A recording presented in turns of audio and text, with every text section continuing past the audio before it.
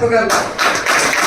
ఎందుకంటే గతంలో మనం చూసాం, ఒక స్కూల్ రూమ్ కట్టాలంటే ఎన్ని సంవత్సరాలు ఎదురు చూడాలి.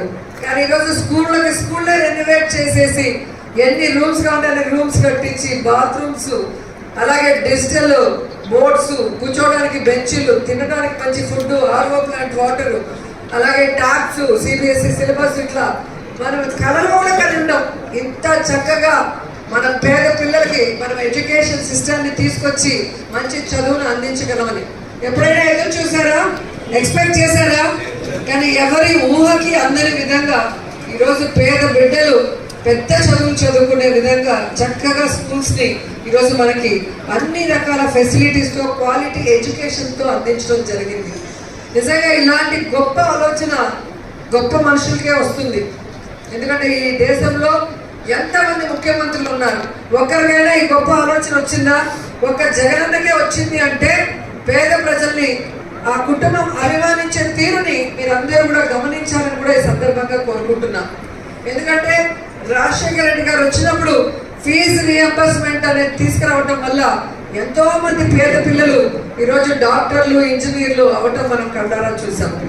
కానీ డ్రాప్ అవుట్స్ అవుతున్నాయి మనం చాలా చూస్తున్నాం. 10th వరకు ఉండి ఆ తర్వాత ఎడ్యుకేషన్కి ఆడపిల్లల్ని పంపించలేని పరిస్థితి, లేదా ప్రైవేట్ స్కూల్స్లో అప్పులు చేసి అబ్బాయికి అయితే పెట్టగలరు కానీ అమ్మాయికి పెట్టలేని పరిస్థితి. ఆ అప్పు కూడా వాళ్ళు చేయకుండా ఈరోజు గవర్నమెంట్ స్కూల్స్నే కార్పొరేట్ స్కూల్స్కి మించి చేయించాడు అంటే మన మీద ప్రేమతో మన బిడ్డలకి మంచి భవిష్యత్తు ఇవ్వాలన్న ఆలోచన చేశాడు అనేది మీరు ఒప్పుకుంటారా లేదా?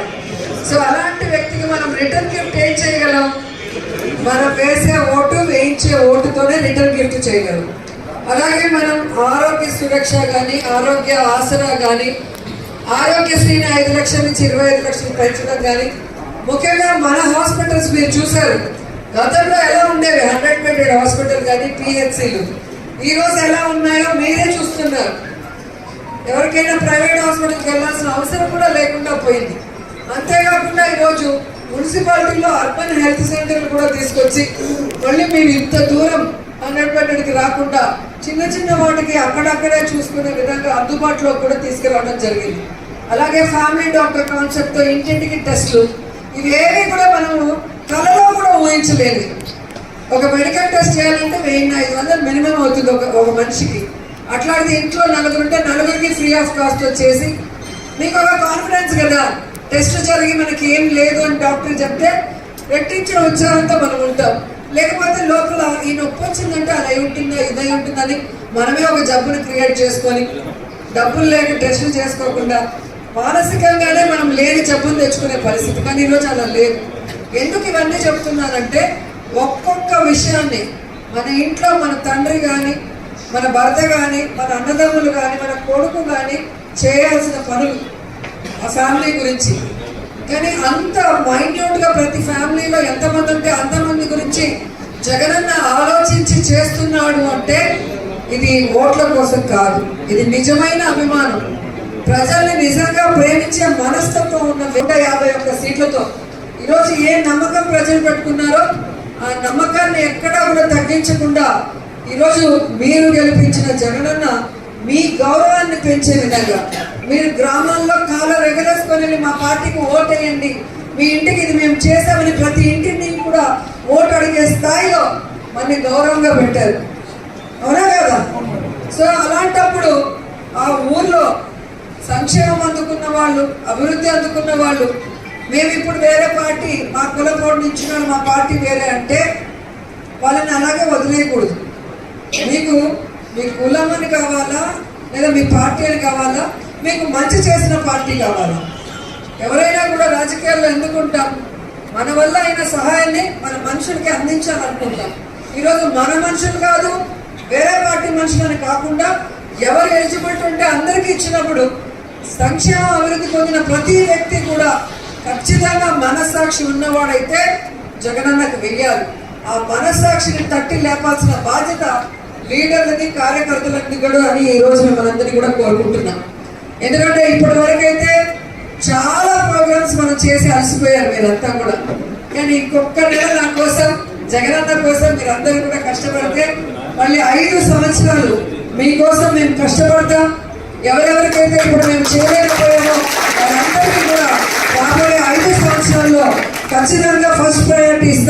తెలియజేసుకుంటున్నాను. ఇంత గట్టిగా మేము ఎందుకు చెప్తున్నామంటే అక్కడ జగనన్న పరిస్థితి ఎలాగో ఇక్కడ నగిరిలో నా పరిస్థితి కూడా అంతే.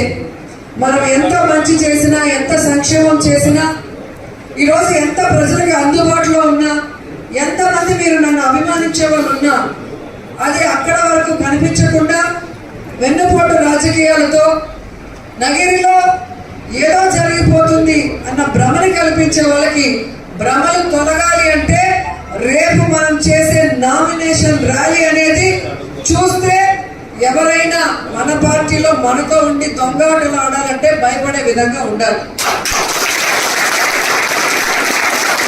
వైఎస్ఆర్ కాంగ్రెస్ పార్టీ బలం ఏంటి, జగనన్న బలం ఏంటి, రోజన్న బలం ఏంటో రేపు మీరు చూపించాలి. ఇంతమంది నాయకులు మన దగ్గర ఉన్నారు. ఇక్కడ చూస్తే మొత్తమే నాయకులు, అది కూడా ఒక మండలం నాయకులే ఇంతమంది ఉంటే 5 మండలాల నాయకులు ఒక్కటిగా చేరి ఎన్నికలు జరపాలి అంటే వార్ వన్ సైడ్ అన్నట్టుగా ఉండాలి. ఎందుకంటే నాకు తెలిసి ఈ నగిరి నియోజకవర్గంలో గడప గడపకు వెళ్ళిన ఎమ్మెల్యే కానీ మంత్రి కానీ ఉండరు. ప్రతి లీడర్ని పేరు పెట్టి పిలిచి ఏమన్నా మీకు ఏం కావాలి, నాతో పని ఏమన్నా ఉంది వచ్చారా, లేదా ఊరికే వచ్చారా పలకరించడానికి అని ఎవరైనా పలకరించిన వాళ్ళు ఉన్నారా? ఇంతమందిని ఏ టైంకి వచ్చినా కూడా మా అన్నతో ఎలా కొట్లాడుతానో అలాగే మీతో కూడా ఏదైనా మీరు తప్పు చేసినా జగనన్నని 2వసారి ముఖ్యమంత్రిని చేయడానికి, ఇక్కడ రోజమ్మని 3వసారి ఎమ్మెల్యేగా గెలిపించడానికి అందరూ కూడా రేపు 8:30 వచ్చేయాలి.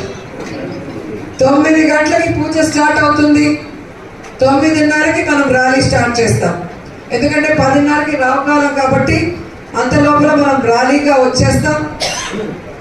పుదుపేట వినాయకర్ టెంపుల్ దగ్గర పూజ చేసి స్టార్ట్ చేసి టవర్ క్లాక్ దగ్గర పబ్లిక్ మీటింగ్ చేసుకొని అక్కడి నుంచి ఓం శక్తి టెంపుల్ వరకు వచ్చి అక్కడ వైఎస్ఆర్ స్టాచ్యూకి పూలమాల వేసిన తర్వాత మీరందరూ కూడా డిస్పర్స్ అవ్వచ్చు.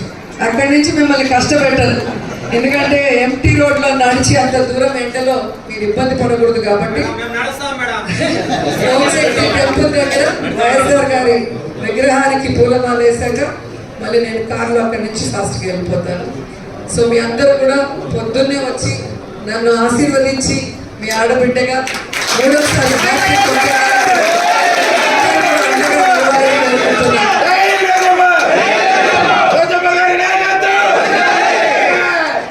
మన మీటింగ్కి బైరెడ్డి సిద్ధార్థ రెడ్డి వస్తున్నాడు.